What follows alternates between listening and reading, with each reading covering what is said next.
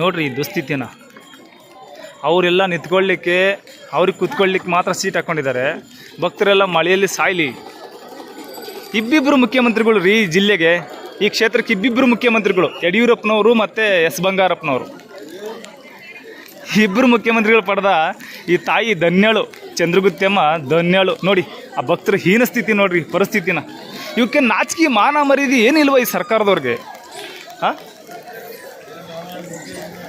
ಹಾಂ, ಇಲ್ಲಿ ಎಲ್ಲಿ ಪೂಜೆ ಮಾಡ್ಲಿಕ್ಕೆ ವ್ಯವಸ್ಥೆ ಇಲ್ಲ ರೀ. ಪಾಪ ಮಳೆಯಲ್ಲಿ ಒಳಗಡೆ ಹೋಗಕ್ಕೆ ಜಾಗ ಇಲ್ದ್ರೆ ಏನು ಮಾಡ್ತಾರೆ, ಇಲ್ಲೇ ನಿಂತು ಪೂಜೆ ಮಾಡಿ ಇಲ್ಲೇ ಅಣಕಾಯಿ ಹೊಡ್ಸ್ಕೊಂಡು ಹೋಗಿದ್ದಾರೆ. ನೋಡಿ, ಒಂದು ಚೂರು ಸ್ಲಿಪ್ ಆದರೆ ಇಲ್ಲಿಂದ ಅಷ್ಟು ಕೆಳಗೆ ಪ್ರಪಾತಕ್ಕೆ ಬೀಳ್ತಾರೆ ಜನ. ಸ್ವಲ್ಪ ಸ್ಲಿಪ್ ಆದರೆ ಪ್ರಪಾತಕ್ಕೆ ಬೀಳ್ತಾರೆ. ಒಂದು ಸೀಟ್ ಹಾಕಿ ಜನ ಬಂದವ್ರು ನಿಲ್ಲೋದಕ್ಕೆ, ಒಂದು ಶೌಚಾಲಯ, ಅವರು ವಾಶ್ರೂಮ್ಗಳಿಗೆ ಹೋಗ್ಲಿಕ್ಕೆ ಒಂದು ಶೌಚಾಲಯದ ವ್ಯವಸ್ಥೆ ಒಂದೆರಡು ಮಾಡಲಿಕ್ಕೆ, ಕುಡಿಯೋಕ್ಕೆ ನೀರೇ ಇಲ್ಲ ಅಂತ ಶೌಚಾಲಯದ ವ್ಯವಸ್ಥೆ ಮಾಡ್ತಾರೆ ಇವರು. ಮಾನ ಮರ್ಯಾದಿಲ್ಲ ಜನ.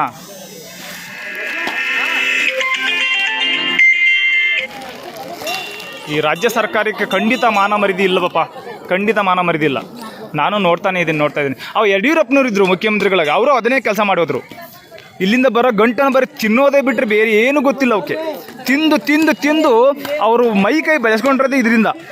ದೇವಸ್ಥಾನಗಳು ಗಂಟು ತಿಂದು ಈ ಮೈಕೈ ಬೆಳೆಸ್ಕೊಂಡಿದ್ದಾರೆ. ನಾಚಿಕೆ ಮಾನ ಮರ್ಯಾದೆ ಇಲ್ದವರು. ನೋಡಿ, ಬೈಲಲ್ಲಿ ಇಲ್ಲಿ ಕುತ್ಕೊಂಡು ಇವರು ಪೂಜೆ ಮಾಡ್ಕೊಳ್ಳೋ ಕಾರಣ ಏನು ಗೊತ್ತಾ? ಅಲ್ಲಿ ನಿಲ್ಲಕ್ಕಾಗ್ತಿಲ್ಲ, ಮಳೆ ರಶ್ಶು. ಇಲ್ಲೆಲ್ಲ ಸೀಟ್ ಹಾಕಿದ್ರು ನಿಲ್ತಿದ್ರು, ಅರ್ಧ ಗಂಟೆ 1 ಗಂಟೆ ನಿಂತಿದ್ದು ಪೂಜೆ ಮಾಡಿಸ್ಕೊಂಡು ಹೋಗ್ತಿದ್ರು. ಆಗ್ಲಿಲ್ಲಕ್ಕೆ ಸಮಯ ದೂರದಿಂದ ಬಂದಿರೋ ಎಲ್ಲ ಉತ್ತರ ಕರ್ನಾಟಕದ ಜನನೇ ಹೆಚ್ಚಾಗಿ ಬರೋದು ಇಲ್ಲಿಗೆ. ಅವ್ರ ಸ್ಥಿತಿ ನೋಡೋಕ್ಕಾಗಲ್ಲ.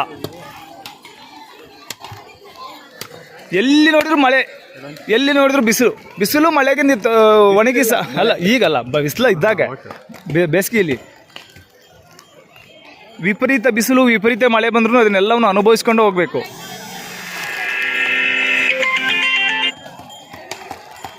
ಈ ದುಸ್ಥಿತಿ ಶಿವಮೊಗ್ಗ ಜಿಲ್ಲೆಯ ಚಂದ್ರಗುತ್ತಿಯಲ್ಲಿರುವಂಥದ್ದು. ಇದು ಆ ತಾಯಿಯ ಭಕ್ತರಾದ ನಾವಂತರೂ ಖಂಡಿತ ನಾಚಿಕೆ ಪಡ್ಬೇಕು ನಾವೀಗ. ಯಾಕೆಂದರೆ ಇಂಥ ಸರ್ಕಾರವನ್ನು ಗೆಲ್ಲಿಸ್ಕೊಂಡು ಬಂತ ಮಹನೀಯರು ನಾವು.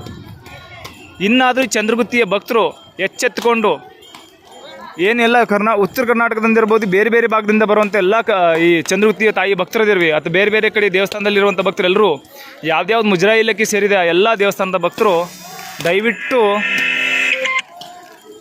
ತಾವು ದೇವಸ್ಥಾನ ನಮ್ಮದು, ಆಡಳಿತವು ನಮ್ಮದಾಗಲಿ ಅನ್ನುವಂತಹ ಹೋರಾಟಕ್ಕೆ ಕೈ ಜೋಡಿಸಬೇಕು. ಸಹಿ ಅಭಿಯಾನವನ್ನು ಮಾಡಿ ಇಡೀ ರಾಜ್ಯದಾದ್ಯಂತ ಸುಮಾರು 5ರಿಂದ 10 ಲಕ್ಷಗಳವರೆಗೂ ಸಹಿ ಸಂಗ್ರಹ ಮಾಡಿ ರಾಜ್ಯ ಸರ್ಕಾರಕ್ಕೆ ಎಚ್ಚರಿಕೆ ಮೂಡಿಸುವ ಮೂಲಕ ಮುಂದೊಂದು ದಿನ ಹೋರಾಟಕ್ಕೆ ಸಿದ್ಧರಾಗಬೇಕಾಗಿದೆ. ಈ ಒಂದು ಪ್ರಯತ್ನದಲ್ಲಿ ಹಾವೇರಿ ಜಿಲ್ಲೆ ರಟ್ಟಿಹಳ್ಳಿ ತಾಲೂಕು ಹಳ್ಳೂರು ಗ್ರಾಮದ ಶ್ರೀರಂಗಪ್ರಿಯ ರವೀಂದ್ರ ಮಲೇಬೆನ್ನೂರು ಅನ್ನುವಂತಹ ನಾನು ನಿಮ್ಮೊಂದಿಗೆ ಸದಾ ಇರ್ತೀನಿ. ಏನೇ ಬರಲಿ, ನಾವೆಲ್ಲರೂ ಒಗ್ಗಟ್ಟಿನಿಂದ ಹೋರಾಟ ಮಾಡೋಣ. ದೇವಸ್ಥಾನ ನಮ್ಮದು. ಈ ದೇವಸ್ಥಾನದಲ್ಲಿ ಸರ್ಕಾರದ ಹಸ್ತಕ್ಷೇಪ ಯಾಕಿರಬೇಕು? ನಮ್ಮ ಹುಂಡಿ ಹಣ ಎಲ್ಲಿಗೆ ಹೋಗುತ್ತೆ, ಎಲ್ಲಿಗೆ ಬರುತ್ತೆ ಅನ್ನುವಂಥ ಲೆಕ್ಕಪತ್ರಗಳು ಕೂಡ ಸಹ ನಮಗೆ ಗೊತ್ತಿಲ್ಲ. ಅದೇ ನಮ್ಮ ಊರಲ್ಲಾಗಿದ್ದರೆ ನಮ್ಮ ಸಣ್ಣ ಪುಟ್ಟ ದೇವಸ್ಥಾನಗಳಲ್ಲಿ ನಾವು ಲೆಕ್ಕಪತ್ರಗಳನ್ನ ಇಡ್ತೀವಿ. ನಮ್ಮದು ದೇವಸ್ಥಾನದ ಈ ಜಾತ್ರೆಯಲ್ಲಿ ಇಷ್ಟು ಬಂತು, ಇದನ್ನು ಈ ರೀತಿಯಾಗಿ ಬಳಕೆ ಮಾಡ್ಕೊಳ್ಳೋಣ ಅಂಥೇಳಿ. ಆದರೆ ಇಲ್ಲಿ ಅದು ಯಾವುದೂ ಇಲ್ಲ. ಎಲ್ಲ ಹಣ ಪೋಲಾಗಿ ಹೋಗ್ತಾ ಇದೆ, ಎಲ್ಲಿಗೆ ಹೋಗುತ್ತೆ ಅಂತಲೂ ಗೊತ್ತಿಲ್ಲ. ಮಸೀದಿ, ಚರ್ಚ್ಗಳಿಗೆ, ಇನ್ಯಾವುದೋ ಕಾಮಗಾರಿಗಳಿಗೆ ಸುರಿತಾರೆ. ಯಾಕೆ ಸುರಿಬೇಕು? ಅಲ್ಲಿಂದ ಬರುವಂಥ ಟ್ಯಾಕ್ಸ್ಗಳು ಹಾಗೇ ಇದೆಯಾ? ಅದೇ ಥರ ನಡ್ಕೊಳ್ತಾ ಇದೆಯಾ? ವಿಚಾರ ಮಾಡಬೇಕಾಗಿದೆ. ಹಾಗಾಗಿ ಮುಂದಿನ ದಿನಗಳಲ್ಲಿ ಸಹಿ ಸಂಗ್ರಹದ ಅಭಿಯಾನವನ್ನು ಹಾವೇರಿ ಜಿಲ್ಲೆ ರಟ್ಟಿಹಳ್ಳಿ ತಾಲೂಕು ಹಳ್ಳೂರು ಗ್ರಾಮದಿಂದಲೇ ಶುರು ಮಾಡ್ತಿದ್ದೀವಿ. ದಯವಿಟ್ಟು ಎಲ್ಲ ಜನರು ಇದಕ್ಕೆ ಪ್ರೋತ್ಸಾಹ ನೀಡಬೇಕು. ಸಹಿ ಸಂಗ್ರಹದಲ್ಲಿ ತಾವು ಭಾಗಿಯಾಗಬೇಕು. ಈ ಹೋರಾಟಕ್ಕೆ ಸಿದ್ಧರಾಗಬೇಕು. ದೇವಸ್ಥಾನ ನಮ್ಮದು, ಆಡಳಿತವು ನಮ್ಮದಾಗಲಿ ಅಂತೇಳಿ ನಮ್ಮ ಸ್ಥಳೀಯ ಈ ಚಂದ್ರಗುತ್ತಿ ಇದೆಯಲ್ಲ, ಈ ಸ್ಥಳೀಯ ಭಕ್ತರ ಟ್ರಸ್ಟ್ಗೆ ದೇವಸ್ಥಾನ ಒಂದು ಜವಾಬ್ದಾರಿ ಕೊಡಬೇಕು. ಈ ಸರ್ಕಾರ ದಯವಿಟ್ಟು ಇದರಿಂದ ಮುಕ್ತರಾಗಬೇಕು. ಮುಜರಾಯಿ ಇಲಾಖೆಯಿಂದ ದೇವಸ್ಥಾನ ಹೊರ ಬಂದರೆ ಮಾತ್ರ ದೇವಸ್ಥಾನದ ಅಭಿವೃದ್ಧಿ ಕಾಣಲಿಕ್ಕೆ ಸಾಧ್ಯ ಇದೆ. ಭಕ್ತರಿಲ್ಲದ್ರೆ ಮಳೆಯಲ್ಲಿ, ಚಳಿಯಲ್ಲಿ, ಬೇಸಿಗೆಯಲ್ಲಿ, ಬಿಸಿಲಲ್ಲಿ ಸಾಯಬೇಕಾಗುತ್ತೆ.